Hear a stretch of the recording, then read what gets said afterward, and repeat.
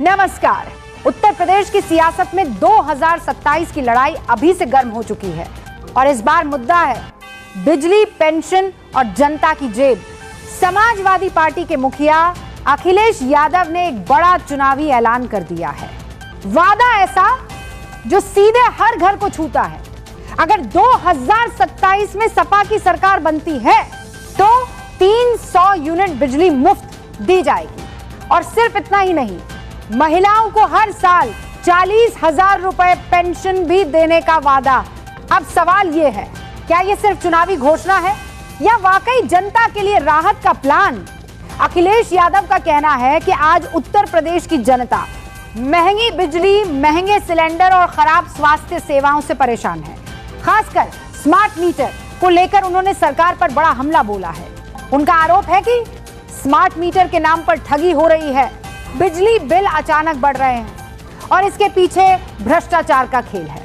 यहां तक कि उन्होंने ये भी कह दिया कि भाजपा के बिजली मीटर भी ईवीएम की तरह गड़बड़ी करते हैं।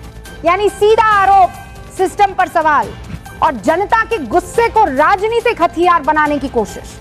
लेकिन सियासत में हर वादे के साथ एक बड़ा सवाल खड़ा होता है, क्या राज्य की आर्थिक स्थिति इतनी मजबूत है कि 300 यूनिट मुफ्त बिजली दी जा सके?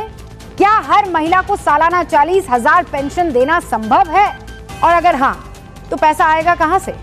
यह सवाल इसलिए भी जरूरी है क्योंकि मुफ्त योजनाएं जनता को राहत जरूर देती हैं, लेकिन सरकार के खजाने पर भारी दबाव भी डालती हैं। दूसरी तरफ अखिलेश यादव ने भाजपा पर तीखा हमला बोलते हुए कहा कि महंगाई चरम पर है, हर विभाग में भ्रष्टाचार है, महिलाएं सुरक्षित नहीं हैं। उन्होंने कार्यकर्ताओं को साफ संदेश दिया, 2027 में हर सीट पर भाजपा को हराना है, एकजुट होकर रणनीति बनानी है और जनता के मुद्दों को चुनाव का केंद्र बनाना है।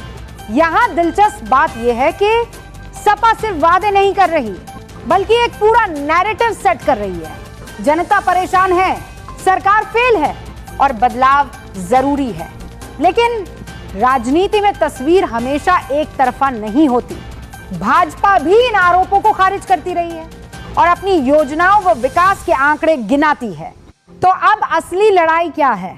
मुफ्त बनाम मैनेजमेंट, वादा बनाम विश्वसनीयता और सबसे बड़ा जनता का भरोसा।